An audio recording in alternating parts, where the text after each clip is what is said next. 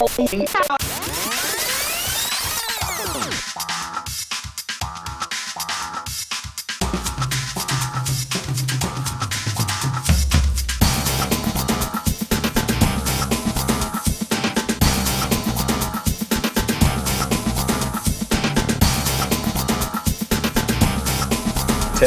Stand by to take studio. 8, 7, 6. Stand by timer 1, mics 1 and 2.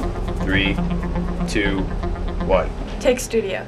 Hello and welcome back to another episode of MCTV News. I'm your host, Elizabeth Nelson. And I'm Greer Clark. On today's show, my co-host Elizabeth Nelson brings us onto the mat and gives us insight on a new local business, In Bloom Yoga.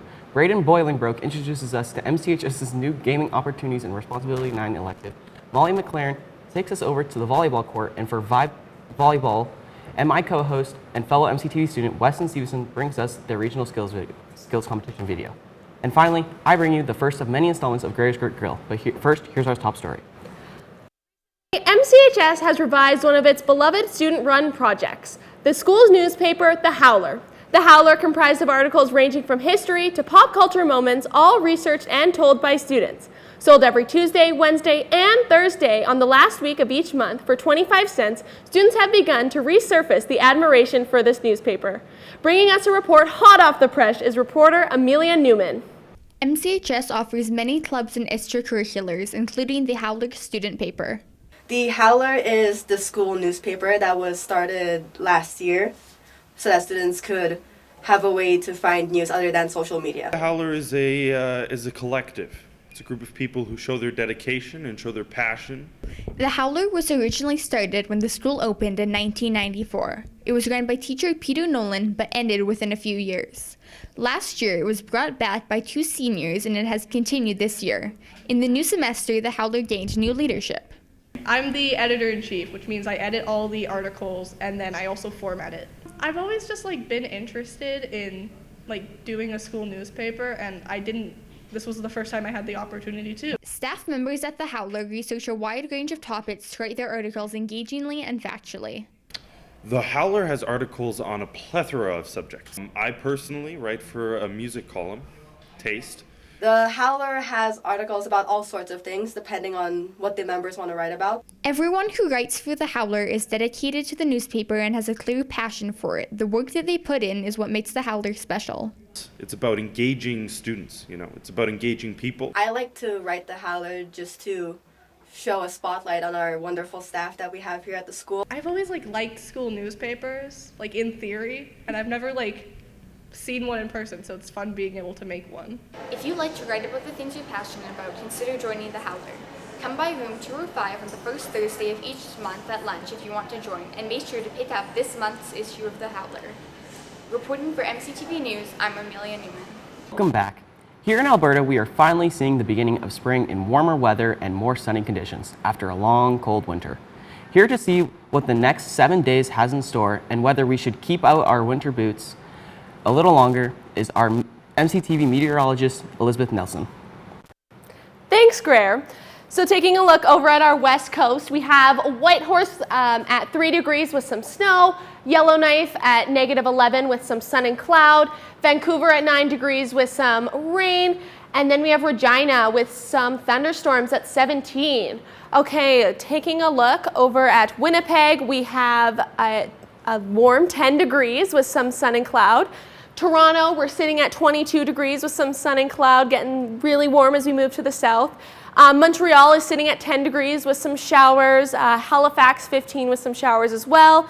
St. John's, we're seeing some sun and cloud at 7 degrees. And then at Iqaluit, we're looking at -21 with some sun and clouds. Let's take a look at our provincial forecast. Okay, so up in high level, we're looking at 1 degree with some snow. Over in Fort McMurray, we're at -1 with some showers and some snow. Over in Grand Prairie, we're looking at 4 degrees with some snow and sun. Home here in Edmonton, we're looking at 6 degrees with some showers.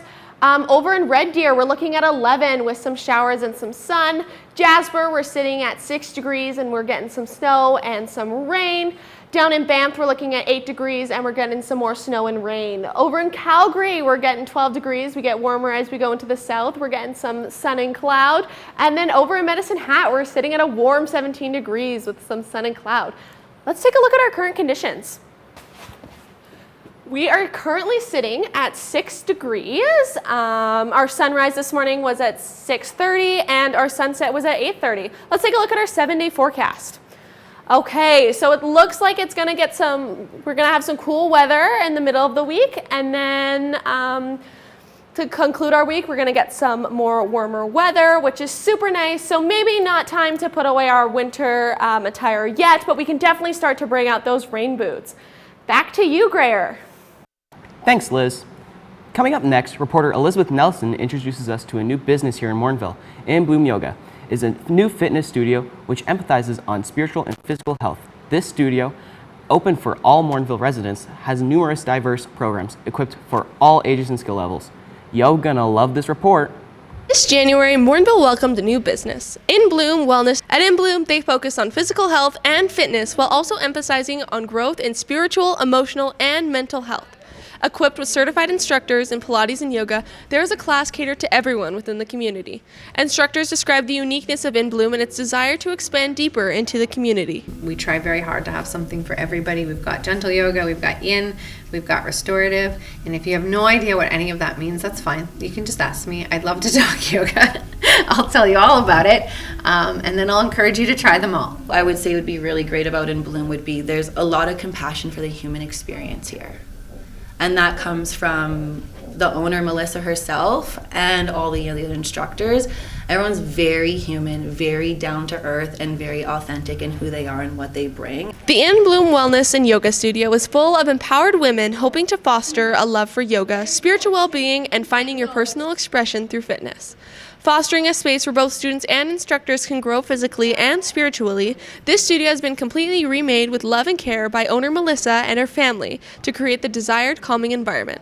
Although there is an emphasis on the importance of movement, they hope to foster a welcoming and organic feel when inside the studio. The experience you have when you come here feels like a little mini portal because you walk in and once you're behind that door, you enter this ambiance, this atmosphere, this environment. The common caveat leaving the place is like you feel like you're in a completely different experience. It'd be this feeling of you come in and it's like this beautiful kind of groovy spot, but then as you come to the back, it gets calmer and calmer. And even if you walk through, you'll notice that there's all these like little visual like signifiers, right? You get to the change room and the paint colors start to get a little cooler and calmer. The glass wall is a reclaimed glass. It's so pretty. It's so nice. In the morning, the sun comes through and it's so beautiful. With the overall goal of introducing yoga into the community, owner Melissa has put the community and their needs at the forefront of her business. Adjusting to their needs and interests with everything from advanced to beginner classes, there is a class for everyone. With specialized instructors, In Bloom focuses on embracing our individual, unique qualities while also encouraging individuals to grow among themselves through courage and confidence. Really, truly care about helping people and wanting you to feel, no matter what age you are, that you're feeling better when you're leaving here, or that you're feeling met or understood, and we're not trying to fix you or judge you. We're just here to meet you where you're at. Ultimately, In Bloom Wellness and Yoga unites the community and allows us to practice self-exploration and self-growth. If you're interested in exploring their diverse classes at In Bloom, they are on Facebook, Instagram as In Bloom Wellness, and also have an online website where you can view class schedules and purchase your punch passes to attend class. With a heavy focus on fostering intentions, comfort, and growth among students, In Bloom is actively nourishing our physical and spiritual health. This is Elizabeth Nelson reporting for MCTV News. Here are your in-school announcements for Tuesday, April 14th. Interested in playing dodgeball against our first responders? MCHS will be hosting Morinville's fire and police departments on Wednesday, April 15th at lunch for a game of dodgeball. All students are welcome and encouraged to participate. With no sign-up required, head to the gym this Wednesday to take your best shot against our first responders. Student Council is encouraging us to break out the cozy vibes. Enjoy PJ and Stuffy Day here at MCHS this Thursday, April 16th. Students are encouraged to wear their comfiest pajamas and bring their favorite stuffed animals to school. Interested in attending the Capital Career Fair at West Edmonton Mall? On Thursday, April 23rd, MCHS will be exploring the Capital Career Fair, allowing for students to explore diverse post-secondary options from additional education to internships and apprenticeships. Students will leave the MCHS campus at 8:30 and return at noon on the 23rd. Get your permission form from the office. The deadline to submit your form is this Thursday, April 16th, and all forms must be submitted back to the office. Attention grade 12 students. Interested in applying for the Dave McMillan Memorial Scholarship for Community Leadership? This scholarship, valued at $2,000, is awarded annually to 2 Sturgeon County residents enrolled in a recognized post-secondary institution. The deadline to apply for this scholarship is May 25th, 2026. For more information, please visit the Sturgeon County website or visit the MCHS front office. For these and all other school information, keep connected by listening to the daily announcements, logging onto the school website, or by following the school on Facebook, Twitter/X, or Instagram. As well, be sure to subscribe to our YouTube channel by searching MCTV Morinville. MCHS welcomed a new elective for our grade 9 students this school year, the Gaming Responsibilities and Opportunities 9 course. This course encourages students to practice their online gaming skills, whether it be as a team or individually, while also allowing for in-depth conversation regarding online safety. Playing games such as Fortnite, Splatoon, Super Smash Bros., and many more, this course has become a popular elective here at MCHS. Braden Bolingbroke brings us this report. You may have heard of this semi-new class, Gaming Opportunities and Responsibilities. Shall we go see what they're about? So I'm happy to say this is the second year. So first we were the first in the district to run this option for grade 9s. This is the second year, and I anticipate it going on perpetually. This program is about developing your passion in gaming while also recognizing that we have certain responsibilities with regard to gaming. You know how to make you learn from Super Smash Bros. What superpowers they have, what did they do and that stuff. You learn the different opportunities in making a game and producing it. You learn different job opportunities, and you learn how to play games and components of the game. Well, that's how the class is, and frankly, I'm a little jealous that they get to play video games all class, but how do they get marked since this is technically a graded course? One of which is communication. So you literally, and that's part of the curriculum outcomes as well for CTF. How do you communicate? So I assess that once a month with a grade. So, February communication, you got whatever on 10, you got a certain score on 10. But then you do projects, and projects are a combination of self-assessment and of teacher assessment. So I'd say 2/3 of that grade for a project is self-assessment. Take your point of view into consideration, and most of the time students are very honest about this, so it works really well. And then I have a little piece where I'm kind of judging, your organization, the planning process. CTF has lots of different curricular outcomes, including environmental stewardship and communication and problem solving, so I assess all those things as well. So we have one tournament, tournament there. Eddie won this thing, Super Smash Bros. Well, I usually get out really fast. I'm bad at this. But I think it's pretty fun because you get to see what everybody looks like compared to each other. You get to play with other people that aren't strangers on the internet. As you see, that class really has a foothold on the grade 9 students with how they are supposed to act online, either with people they know or with complete strangers. This is Braden Bolingbroke from MCTV News signing off. Welcome back. Here with all your recent sports updates in the NHL, NBA, and NFL is MCTV's very own sports expert, Greer Clark. Thanks, Liz. In the NHL, the regular season is wrapping in just a few days with plenty of playoff matchups still left to be decided. Yesterday, Colorado beats Edmonton 2-1, while the Vegas Knights wipe Winnipeg 6-2. The Kings and the Krakens face off, with the Kings winning 5-3. With that, the Sharks and the Predators have a close game, with the Predators losing 2-3. Finally, Buffalo and Chicago play against each other. Buffalo beats Chicago by a landslide, 5-1. There was no action in the NBA last night, as the play-in tournament begins tomorrow. Miami will face Charlotte. The Blazers beat the Suns. Orlando heads to Philly to face the 76ers, and the Warriors hope for a road win against the Clippers. In the MLB, Houston loses to Seattle 2-6, with Arizona losing to Baltimore 7-9. The Pirates beat Washington by a storm with 16-5, and Minnesota follows Washington's lead, beating Boston 13-6. Lastly, the Cleveland Guardians beat the St. Louis Cardinals 9-3. Coming up next, the Vibe Club Volleyball is a local women's volleyball team based in St. Albert with a variety of teams for diverse age rangings, from an under 12 team to an under 18 team. This volleyball organization focuses on inclusion for all ages. The Vibe Volleyball Club is focused on fostering teamwork and skill development and has become a widely recognized team in the community. Bringing us right onto the court is reporter Molly McLaren. The Volleyball Club Vibe U14 from St. Albert, I interviewed my team, Lowacki, of what made them frustrated on the court. In volleyball, there are so many challenges, if it's physical or mental, that everyone needs to help each other out. People being negative, like when someone messes up and they are just being rude about it. Yeah, I get frustrated when I dig up a really good ball and my teammates let it drop because they're not focused and they're distracted. As a setter, like something that like makes me really frustrated, I think, is when the like mainly for school volleyball is when the coach expects you to get up a pass in a sense where it's like the back row's fault of not calling their seams. The girls were asked what they like about having someone as a leader and how they like being on the team.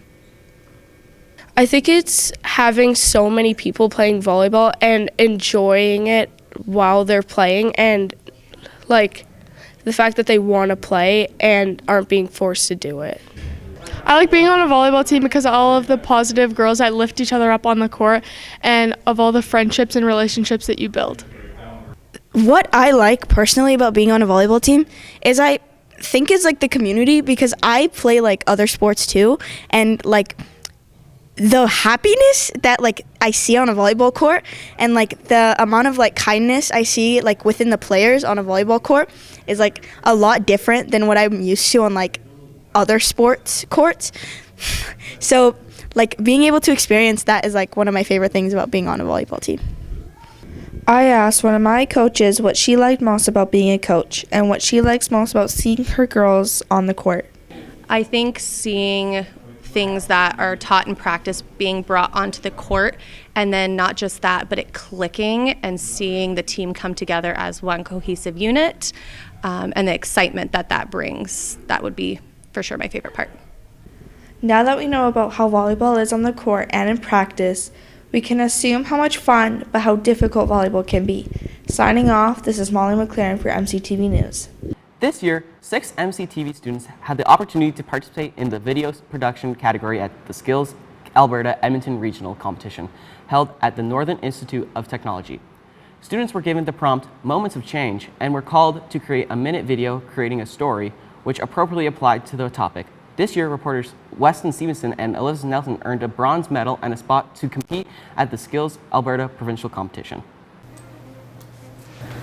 I can't see this.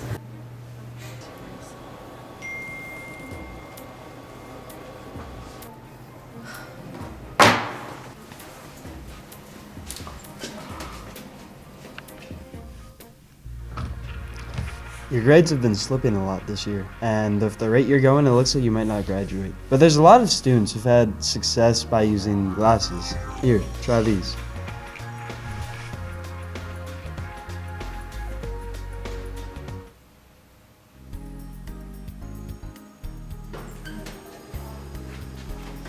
Ever since I've gotten my glasses, my confidence has improved significantly at school.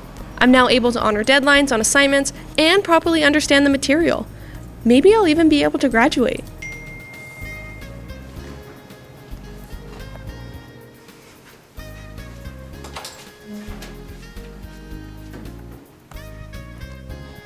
Wow, you've really been able to pull your grades up. You know, with the marks you've been getting, you're going to be able to graduate this year. Looks like those glasses did a good job. Welcome back. Last school year, MCHS welcomed a new sports team, our Unified team. The Unified Sport Team aims to unite students with and without intellectual disabilities on the same team. This team allows for continuing opportunities to develop physical fitness, demonstrate courage, and share their unique gifts, skills, and talents with other athletes and the community. MCHS is excited to host their second Unified event today. Here to give us more insight into these Special Olympics is MCHS teacher and organizer, Sherry Wiley. Well, thank you so much for joining me in the studio today. I'm so excited. Well, thank you for having me. Okay, so to begin our interview, I just wanted to ask, what prompted MCHS to introduce this team at our school? About 4 years ago, the Alberta Sports Athletic Association invited us to a Metro Jamboree in Spruce Grove. And when we went, it was the most magical experience we have had as a school, or as teachers even. And so last year we had the opportunity to host the first ever North Central, and so we said yes for sure. And so that's why we decided to do it, because it is such an experience for the whole school, for the community, and the kids just absolutely love it. Awesome. Okay, so my second question is, how can students get involved in the Unified team, and which students are eligible to participate in this team? So anybody in grades 10 to 12 is more than welcome to come and be a part of it. Obviously, we go by how many students we have, so it varies year to year. But in the beginning of the year, September-ish, we ask anybody who's interested to come and do a meeting. And then we ask them a couple of questions. We ask them why you want to be involved, what can you bring to the Unified experience, and what do you think you would get out of it? And from those three questions, then we kind of pick who we think would be a good fit for our students in the program. Oh, I love that. Oh, that's so uplifting and supportive. Okay, so next, what kind of events do students participate in? So this year we've done cornhole or / beanbag, 3-on-3 basketball.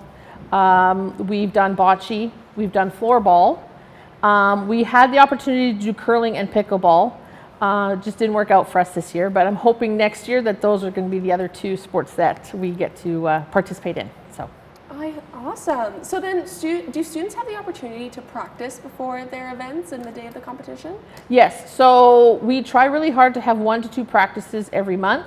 Obviously, depending on the month, depending on how busy the month is. But yes, we at least do once a month where all the partners and the athletes get together. It may not even practice their event, but as long as they get together, hang out, kind of bond, and then we kind of go from there. Awesome. So where and when do students participate in these games? There's different events throughout the whole year. So like we've done, we went to Spruce Grove in October. We've done, we went to Footfield in December. And then our event here in April. And then there's events in Westlock, Barhead, Beaumont. We've been to Beaumont, so we could technically go to Drayton Valley if we want to. So we can go to a lot of different places. Oh my gosh, I love that. So it's like a little field trip. Yep. Lots of team spirit. Awesome. Okay, well, thank you so much for joining me in the studio today. I feel so informed. Thank you for having me. Yeah, of course. MCTV is welcoming a new series to our show, Grayer's Great Grill. This week, Grayer will be bringing us to the kitchen and teaching us how to effectively bake a delicious angel food cake. Here with all of our culinary needs is Grayer. Hello, and welcome to Grayer's Great Grill. Today, we make angel food cake. You will need angel food cake mix, 1 cup measuring cup, an electric hand mix, a medium bowl, a bundt cake tray, and a rubber spatula. First, preheat oven to 350 Fahrenheit.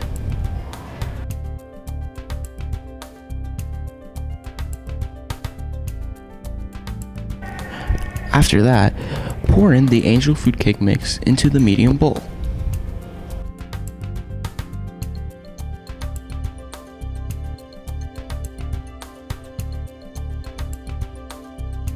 Then you want to get 1 1/3 cup of water and mix it with the cake mix in the bowl.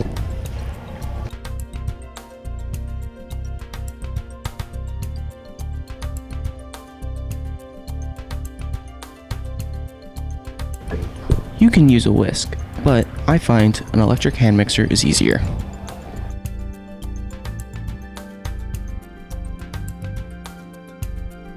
Once you get the mix all done, pour into the cake tray.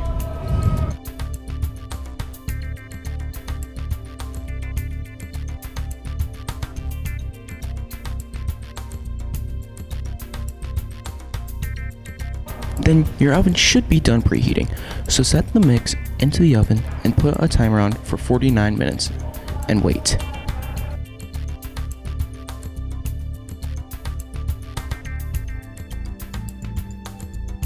Once the timer is finished, take the cake out of the oven and put a knife into the cake and check if there's any raw mix left. If raw mix is still there, put it in for a couple more minutes.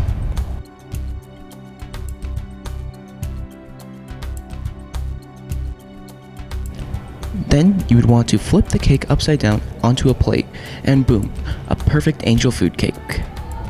And that's it for another episode of MCTV News. Stay tuned for our next episode where you can expect to see reports on MCHS's cosmetology program, the urban agriculture elective at MCHS, an introduction to MCHS's Art 9 courses, the Yoga 15, 25, 35 yoga class, and finally, our second addition to the Skills Regional Competition video where students interpret the prompt, Moments of Change, as well as your weekly weather update and sports recap.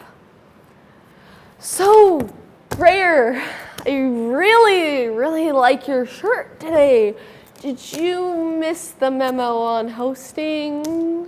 You know, I thought it was Casual Friday today, but It's Tuesday. It's Tuesday. Yeah. Well, were you too busy eating that cake? Yeah, I was. Thought so. And from all of us here at MCTV News, I'm Gurr Clark. And I'm Elizabeth Nelson.